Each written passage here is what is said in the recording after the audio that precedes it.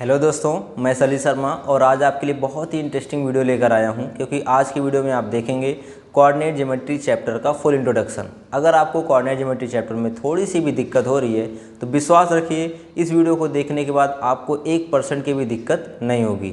बस आपको वीडियो को एक बार एंड तक देखना है। सबसे पहले वीडियो स्टार्ट करने से पहले हम ये जानेंगे कि इस वीडियो में हम किस किस टॉपिक पर डिस्कस करने वाले हैं। तो हमारा इंट्रोडक्शन वीडियो है, तो पहले इसके थ्योरीज़ के बारे में हम सीखेंगे। तो पहला हमारा टॉपिक होगा कि कोऑर्डिनेट ज्योमेट्री का यूज कहाँ पर होता है और कोऑर्डिनेट ज्योमेट्री को हम क्यों पढ़ते हैं। तो पहला टॉपिक है हमारा वाई एंड वेयर, ठीक है। दूसरा टॉपिक होगा कि कार्टेशियन प्लेन क्या होता है, ठीक है। तीसरा टॉपिक होगा कार्टेशियन प्लेन में कोऑर्डिनेट एक्सेस किसे कहते हैं। चौथा टॉपिक होगा क्वाड्रेंट क्या होता है। और पांचवा टॉपिक होगा कि किसी पॉइंट का कोऑर्डिनेट हम कैसे फाइंड करते हैं, ठीक है। और छठा टॉपिक होगा हमारा कि किसी लाइन पर या किसी कोऑर्डिनेट एक्सेस पर अगर कोई पॉइंट है तो उसका कोऑर्डिनेट क्या होगा, ठीक है। ऐसे हम हर टॉपिक्स पे स्टेप बाय स्टेप डिस्कस करेंगे, बस आपको वीडियो एंड तक देखना है। तो चलिए स्टार्ट करते हैं दोस्तों। तो जो हमारा पहला टॉपिक है वो है कि कोऑर्डिनेट ज्योमेट्री का यूज़ हम कहाँ पर और क्यों करते हैं, ठीक है। तो क्लास 9th और 10th का जो भी स्टैंडर्ड है उसमें कोऑर्डिनेट ज्योमेट्री का यूज़ कहाँ कहाँ पर होता है वो सब कुछ आपको इस पेज पर दिया गया है। यहाँ पर आपको दिया गया है, in this chapter we shall first define the coordinates of a point in a plane with reference to two mutual perpendicular lines in the same plane. तो इस चैप्टर में सबसे पहले हम किसी प्लेन में किसी पॉइंट के कोऑर्डिनेट्स को डिफाइन करेंगे और वो भी दो परपेंडिकुलर लाइंस की रेफरेंस में। फिर we shall also learn about the plotting of points in the plane Cartesian plane which will be used to draw the graphs of linear equations in one or two variables in the Cartesian plane।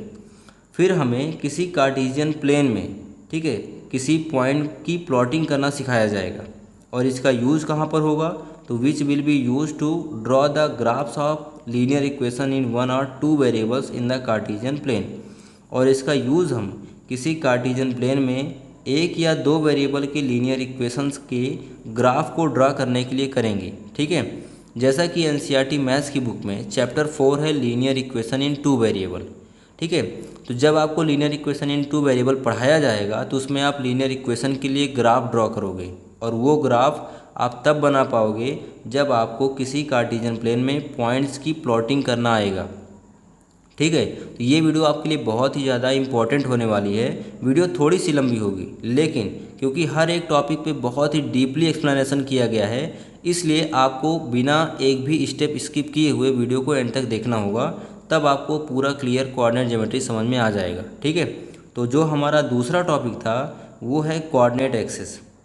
अब इस heading में आपको एक word दिख रहा होगा access. पहले ये समझिए कि जो एक्सेस है वो एक्चुअली में एक्सिस वर्ड का प्लूरल फॉर्म है। अब यहाँ पर हमने प्लूरल फॉर्म क्यों यूज़ किया है उसको समझाएंगे बाद में। पहले आप ये समझिए कि कोऑर्डिनेट एक्सेस क्या होती हैं, ठीक है। तो जब हम दो लाइंस को एक दूसरे के परपेंडिकुलर उनके जीरोज पर इंटरसेक्ट कराते हैं तब इन दोनों लाइन को हम कोऑर्डिनेट एक्सेस बोलते हैं, ठीक है। यहाँ पर आपको एक हॉरिजॉन्टल लाइन दिख रही होगी और ये एक वर्टिकल लाइन दिख रही होगी। ये दोनों लाइन एक दूसरे को परपेंडिकुलर इंटरसेक्ट कर रहे हैं, वो भी अपने जीरोज पर, ठीक है। तो ऐसे हम लाइंस को क्या बोलते हैं, कोऑर्डिनेट एक्सेस बोलते हैं, ठीक है। और इसमें जो हॉरिजॉन्टल लाइन दिख रही है उसको एक्स एक्सेस बोलते हैं और जो वर्टिकल लाइन दिख रही है उसको वाई एक्सेस बोलते हैं। आप देखेंगे कि यहाँ पर ये दोनों लाइन जिस पॉइंट पर इंटरसेक्ट कर रही हैं उसको हम ओरिजिन कहते हैं, ठीक है। और इसको हम ओ से डिनोट करते हैं। तो आप ये देखेंगे कि एक्स एक्सिस पर ओरिजिन के राइट साइड में जो वैल्यूज़ ली गई हैं वो पॉजिटिव ली गई हैं, ठीक है। तो ओरिजिन के राइट साइड में एक्स पॉजिटिव लिया जाता है, ठीक है। इसको हम एक्स प्लस से डिनोट करते हैं। और ओरिजिन के लेफ्ट साइड में एक्स एक्सिस पर निगेटिव वैल्यू ली गई हैं तो इसको हम एक्स निगेटिव से डिनोट करते हैं। और वैसे ही आपकी वाई एक्सिस पे दिखेगा कि ओरिजिन के अपवार्ड डायरेक्शन में ऊपर की तरफ वाई पॉजिटिव लिया गया है तो इसको हम लिखेंगे वाई प्लस, और नीचे की तरफ वाई निगेटिव लिया गया है तो इसको लिखते हैं वाई निगेटिव। समझ में आ रहा है। यहाँ पर दो लाइन्स एक दूसरे को इंटरसेक्ट कर रही हैं, ठीक है। और यहाँ पर इसलिए हमने एक्सिस का प्लूरल फॉर्म एक्सेस यूज किया है, तो दोनों यहाँ पे टॉपिक समझ में आ गए होंगे। उसके बाद जो हमारा नेक्स्ट टॉपिक था वो है कार्टेशियन प्लेन। तो यहाँ पर कार्टेशियन प्लेन की पहले डिफिनेशन सुनिए। The plane in which the coordinate axes are drawn is called coordinate plane और कार्टेशियन प्लेन। ठीक है, द प्लेन मतलब ऐसा प्लेन जिसमें हम कोई कोऑर्डिनेट एक्सिस को ड्रॉ करते हैं उसको हम कोऑर्डिनेट प्लेन या कार्टेशियन प्लेन बोलते हैं। यहाँ पर आपको एक प्लेन दिख रहा होगा और इस प्लेन में हमने कोऑर्डिनेट एक्सिस को ड्रॉ किया, तो इस टाइप के प्लेन को हम बोलते हैं कार्टेशियन प्लेन या कोऑर्डिनेट प्लेन। समझ में आ गया? ठीक है, ऐसे प्लेन जिसमें कोऑर्डिनेट एक्सिस ड्रॉ किए जाते हैं उसको हम क्या बोलते हैं? कार्टेशियन प्लेन बोलते हैं। समझ में आ गया? उसके बाद हमारा जो नेक्स्ट टॉपिक था वो है क्वाड्रेंट, और क्वाड्रेंट की डिफिनेशन यहाँ पर आपको दी गई है। The coordinate axis X O X dash, ठीक है, and Y O Y dash. तो एक्स ओ एक्स डैश को हम एक्स एक्सिस कहते हैं, ये वाली हॉरिजॉन्टल लाइन, और वाई ओ वाई डैश को हम वाई एक्सिस बोलते हैं, ये वाली लाइन। ठीक है, ये दोनों जो एक्सिस होती हैं वो किसी कोऑर्डिनेट प्लेन को डिवाइड कर देती हैं। कितने पार्ट में? 4 पार्ट में। तो यहाँ पे आपको दिया गया है the coordinate axis X O X dash and Y O Y dash divide the coordinate plane into 4 regions. 4 part में ये प्लेन को डिवाइड करती हैं। ठीक है, और इन रीजन्स को हम, इन पोर्शंस को क्या बोलते हैं? क्वाड्रेंट बोलते हैं, विच आर कॉल्ड क्वाड्रेंट। ठीक है, यहाँ पर जो कोऑर्डिनेट एक्सिस होती हैं वो कार्टेशियन प्लेन को 4 रीजन्स या 4 पार्ट में डिवाइड करती हैं। इन पार्ट्स को या इन रीजन्स को हम क्या बोलते हैं? क्वाड्रेंट बोलते हैं। तो ये हो गया हमारा फर्स्ट क्वाड्रेंट। ठीक है, और इसके जस्ट बगल में जो है वो है सेकेंड क्वाड्रेंट। ठीक है, और यहाँ पर नीचे इसके दिया गया है थर्ड क्वाड्रेंट, और उसके बाद में आपको यहाँ पर क्या दिया गया है? फोर्थ क्वाड्रेंट इसके बाद में है, तो ये आपका हो गया थर्ड क्वाड्रेंट। समझ में आ रहा है? ये क्या हो गया? थर्ड क्वाड्रेंट हो गया, और इसके बाद में ये आपका दिया गया है फोर्थ क्वाड्रेंट। इसके साथ में कुछ वैल्यूज़ भी दी गई हैं, मतलब कुछ साइन आपको दिखाए गए हैं, जैसे कि प्लस प्लस, माइनस प्लस, या माइनस माइनस, या प्लस माइनस। तो इनका मीनिंग आपको हम आगे के टॉपिक्स में बताएंगे। यहाँ पर एक टॉपिक मैं और आपको समझा देता हूँ। ठीक है, ये दोनों लाइन्स एक दूसरे को परपेंडिकुलर इंटरसेक्ट करती हैं, तो यहाँ पर जो एंगल्स बनेंगे वो कितना बनेंगे? 90-90 बनेंगे। ठीक है, तो ये हो गया 90, दूसरा भी हो जाएगा 90, तीसरा भी 90 हो जाएगा, और चौथा भी 90 हो जाएगा। तो अगर हम इन चारों को प्लस कर देंगे तो क्या बन जाएगा? 360 मिल जाएगा। और इसका मतलब है कि ये चारों क्वाड्रेंट मिलकर एक सर्कल ड्रॉ करेंगे या एक सर्कल बनाएंगे। समझ में आ गया? तो नेक्स्ट टॉपिक है हमारा प्लॉटिंग ऑफ पॉइंट। ठीक है, अब इस टॉपिक में हम ये सीखेंगे कि किसी कार्टेशियन प्लेन में इन दोनों परपेंडिकुलर लाइंस के रेफरेंस में हम कोई पॉइंट कैसे प्लॉट करते हैं। ठीक है, या किसी पॉइंट के लोकेशन को हम कैसे बताते हैं। ध्यान दीजिएगा, मान लीजिए कि जो पॉइंट है वो इन चारों क्वाड्रेंट में से किसी एक क्वाड्रेंट में है, तो हमने ये माना कि ये जो पॉइंट है वो सेकंड क्वाड्रेंट में है, और सेकंड क्वाड्रेंट में कहाँ पर है? तो इसका लोकेशन हम कहीं पर भी मान सकते हैं। तो हमने मान लिया ये जो पॉइंट है वो यहाँ पर है। ठीक है, ध्यान से देखिएगा, और इस पॉइंट को हमने लोकेट कर दिया और इसको मान लिया पॉइंट पी। अब ध्यान दीजिएगा, अगर आपसे ये पूछा जाए कि ये पॉइंट, ठीक है, ये जो पॉइंट है वो इन परपेंडिकुलर लाइंस के रेफरेंस में कहाँ पर है, तो आप कैसे बोलोगे? सबसे पहले आप ये देखोगे कि ये जो पॉइंट है वो एक्स एक्सिस से कितना दूर है। तो अगर एक्स एक्सिस से आप दूर जा रहे हो, कितना दूर जा रहे हो उसको पता करने के लिए इस पॉइंट से एक्स एक्सिस पर एक हम परपेंडिकुलर लाइन ड्रॉ करेंगे। ठीक है, तो ये हो गई हमारी एक परपेंडिकुलर लाइन पी एम। ठीक है, अब आपको ये पता करना होगा कि ये जो पॉइंट है वो वाई एक्सिस से कितना दूर है। ठीक है, तो उसके लिए पॉइंट पी से वाई एक्सिस पर एक परपेंडिकुलर लाइन ड्रॉ करना पड़ेगा, जिसका नाम हम रख दे रहे हैं पी एन। समझ में आ रहा है? अब ध्यान दीजिएगा, अब ये जो आपकी पी एम डिस्टेंस आपको दिख रही है, जो पी एम डिस्टेंस है वो वाई एक्सिस के परपेंडिकुलर डिस्टेंस है। ठीक है, और ये जो डिस्टेंस है वो किसके इक्वल होगी? पी एम जो डिस्टेंस होगी वो ओ एन के इक्वल होगी। मतलब पी एम जो होगा वो वाई एक्सिस पर चली गई डिस्टेंस बताएगा। ठीक है, तो वाई एक्सिस पे कितना यूनिट मूव कर रहा है? 2 यूनिट। ठीक है, यहाँ पर ये 2 यूनिट मूव कर रहा है, और जो यहाँ पर पी एन है ये क्या शो करेगा? जो पी एन होगा वो किसके इक्वल होगा? ओ एम के इक्वल होगा। और OM एक्स एक्सिस पर चली गई दूरी है, ठीक है। और एक्स एक्सिस पर ये कितना मूव कर रहा है, 3 यूनिट, -3 यूनिट, ठीक है। तो जो PN की जो वैल्यू होगी वो हो जाएगी -3, ठीक है। तो यहाँ पर जो PN है वो y एक्सिस के परपेंडिकुलर डिस्टेंस है, और y एक्सिस के जो परपेंडिकुलर डिस्टेंस है वो x एक्सिस पर चली गई दूरी है, ठीक है। तो पहले हम ये देखेंगे कि जो पॉइंट का कोऑर्डिनेट निकलेगा वो क्या निकलेगा। तो इस पॉइंट P का जो कोऑर्डिनेट निकलेगा वो निकलेगा -3,2। ध्यान दीजिएगा, यहाँ पर जो पहला पॉइंट लिखा जाएगा वो x एक्सिस पर चली गई डिस्टेंस बताएगा, ठीक है। तो x एक्सिस के अलोंग जो चली गई डिस्टेंस होती है उसको हम बोलेंगे x कोऑर्डिनेट। क्या बोलेंगे, x कोऑर्डिनेट। और मैंने अभी आपको बताया जो यहाँ पर x एक्सिस के अलोंग चली गई डिस्टेंस होती है वो y एक्सिस के परपेंडिकुलर डिस्टेंस नापी जाती है। समझ में आ रहा है ना।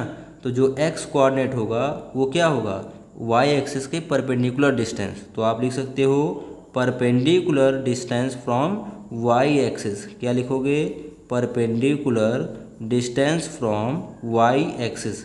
ध्यान दीजिएगा, डिस्टेंस फ्रॉम y एक्सिस। तो जो हमारा x कोऑर्डिनेट होता है वो क्या होता है, perpendicular distance from y axis होता है, ठीक है। और इसका जो दूसरा पॉइंट है वो है, ठीक है, y कोऑर्डिनेट मतलब, ठीक है, y एक्सिस के अलोंग चली गई दूरी। और जो y एक्सिस के अलोंग चली गई डिस्टेंस है वो x एक्सिस के परपेंडिकुलर डिस्टेंस है, ठीक है।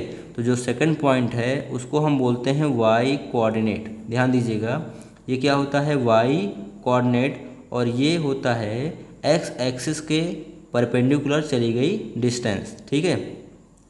तो यहाँ पर लिखेंगे परपेंडिकुलर डिस्टेंस फ्रॉम क्या हो, x एक्सिस, ठीक है, perpendicular distance from x axis. समझ में आ रहा है, फ्रॉम x एक्सिस, ठीक। अब यहाँ पर एक चीज़ और ध्यान दीजिएगा, जो यहाँ पर x कोऑर्डिनेट है, अब इस x कोऑर्डिनेट को हम एब्सिसा भी कहते हैं। क्या कहते हैं, एब्सिसा, ठीक है, ABCISSA। और जो आपका y कोऑर्डिनेट होता है इसको हम ऑर्डिनेट बोलते हैं, ऑर्डिनेट, ORDINATE। समझ में आ रहा है, क्या होता है, ऑर्डिनेट। कोई दिक्कत। तो यहाँ पर आपने ये देखा कि जो x कोऑर्डिनेट है वो निगेटिव है और जो y कोऑर्डिनेट है वो पॉजिटिव।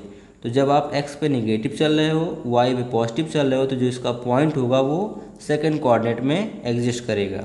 अब मैंने आपको बताया था कि यहाँ पर जो आपको साइन दिख रहे हैं उसकी कुछ मीनिंग है, और उसको मैंने आपको बताया था कि मैं नेक्स्ट टॉपिक पे बताऊँगा। तो यहाँ पर प्लस प्लस का मतलब ये होता है कि x एक्सिस पर आप प्लस डिस्टेंस कवर कर रहे हो और y एक्सिस पर भी आप प्लस यूनिट डिस्टेंस कवर कर रहे हो, ठीक है। तो पहले कोऑर्डिनेट में जो पॉइंट एग्जिस्ट करेगा उसमें x पॉजिटिव होगा और y पॉजिटिव होगा। दूसरे कोऑर्डिनेट में x नेगेटिव होगा और y पॉजिटिव होगा। और थर्ड कोऑर्डिनेट में जो पॉइंट एग्जिस्ट करेगा उसमें x नेगेटिव लिया जाएगा और y नेगेटिव लिया जाएगा। और फोर्थ कोऑर्डिनेट में जो पॉइंट एग्जिस्ट करेगा उसमें x पॉजिटिव होगा और y नेगेटिव होगा, ठीक है ना। समझ में आ गया अच्छे से। हम देखेंगे यहाँ पर थोड़ा सा एक नोट, ठीक है। जो हमारा x कोऑर्डिनेट होता है वो perpendicular distance from y axis होता है और इसको हम एब्सिसा बोलते हैं। और जो हमारा y कोऑर्डिनेट होता है वो perpendicular distance from x axis होता है और इसको हम बोलते हैं ऑर्डिनेट, ठीक है। ध्यान देना, जो यहाँ पर ऑर्डर होता है या ऑर्डर पेयर होता है ये कभी भी चेंज नहीं हो सकता है, ठीक है। मतलब पहला कोऑर्डिनेट हमेशा x का लिखा जाएगा और दूसरा पॉइंट जो होता है वो y कोऑर्डिनेट को शो करेगा। तो आप कभी भी x, y को y, x नहीं लिख सकते हो, मतलब इनका ऑर्डर चेंज नहीं होना चाहिए। पहला जो पॉइंट होगा वो x कोऑर्डिनेट को ही बताएगा और दूसरा पॉइंट y कोऑर्डिनेट को बताएगा। इसके बाद जो हमारी नेक्स्ट हेडिंग है वो है पॉइंट ऑन एक्सिस। मतलब अगर मान लीजिए कोई पॉइंट, ठीक है, इन चारों कोऑर्डिनेट में ना होकर इन एक्सिस पर एग्जिस्ट करती हैं तब उसका क्या कोऑर्डिनेट होगा। समझ में आ रहा है। तो मान लीजिए कोई पॉइंट है जो x एक्सिस पर 2 यूनिट पर एग्जिस्ट कर रहा है, ठीक है, यहाँ पर एग्जिस्ट कर रहा है, ये पॉइंट P है, ठीक है। तो आप क्या समझिएगा, आप ध्यान दीजिएगा, जो पॉइंट P है अगर हम y से परपेंडिकुलर डिस्टेंस देखें तो ये जो पॉइंट P है ये y के परपेंडिकुलर 2 यूनिट मूव किया है। ठीक है, तो y के जो परपेंडिकुलर डिस्टेंस नापी जाती है वो x कोऑर्डिनेट होता है। मतलब इसका x एक्सिस पर चली गई डिस्टेंस तो है, लेकिन y कोऑर्डिनेट में बिल्कुल भी मूव नहीं किया है, इसलिए y कोऑर्डिनेट इसका नहीं है। ठीक है, अगर y कोऑर्डिनेट होता तो ये इन चारों कोऑर्डिनेट में से किसी एक कोऑर्डिनेट में एग्जिस्ट करता, लेकिन इसने सिर्फ x एक्सिस पर डिस्टेंस मूव किया है, y पर कुछ नहीं मूव किया। तो इसका जो x कोऑर्डिनेट हो जाएगा वो 2 हो जाएगा और y कोऑर्डिनेट कुछ नहीं है तो 0 माना जाएगा। ठीक है, तो इसका मतलब ये है कि जो पॉइंट x एक्सिस पर लाई करेगा उसका सिर्फ x कोऑर्डिनेट होगा, y कोऑर्डिनेट नहीं होगा। तो आप यहाँ पर एक शॉर्ट नोट लिख सकते हो, पॉइंट ऑन x एक्सिस। तो पॉइंट ऑन x एक्सिस को हम किससे डिफाइन कर सकते हैं, x, 0 से। और जो पॉइंट y एक्सिस पर होगा उसको कैसे डिफाइन करेंगे, तो पॉइंट ऑन y एक्सिस। इसका मतलब है कि वो पॉइंट y एक्सिस पर है तो उसने सिर्फ y एक्सिस पर डिस्टेंस मूव किया है, x पे कुछ नहीं चला है, तो x क्या हो जाएगा, 0 हो जाएगा। और y पर मान लीजिए उसने y यूनिट डिस्टेंस मूव किया है। ठीक है, तो इसका पॉइंट का कोऑर्डिनेट जो होगा वो होगा 0, y। तो ये हो गया भैया फुल इंट्रोडक्शन, जो कुछ भी आपको इस चैप्टर में पढ़ना है। और जो टॉपिक छूट रहे होंगे उनको एक्सरसाइज स्टार्ट होने के बाद जिस क्वेश्चन में फंसेगा उसमें आपको बता दिया जाएगा। ठीक है, आशा करता हूँ आपको ये वीडियो बहुत पसंद आया होगा। और अगर आपको वीडियो पसंद आया तो एक लाइक कर दीजिएगा, चैनल सब्सक्राइब नहीं किया सब्सक्राइब कर लीजिए और बेल आइकन साथ साथ प्रेस कर दीजिएगा, जिससे ऐसे इंटरेस्टिंग वीडियोज़ की नोटिफिकेशन आप तक पहुँचते रहें। मिलते हैं नेक्स्ट वीडियो में, तब तक के लिए बाय बाय, टेक केयर।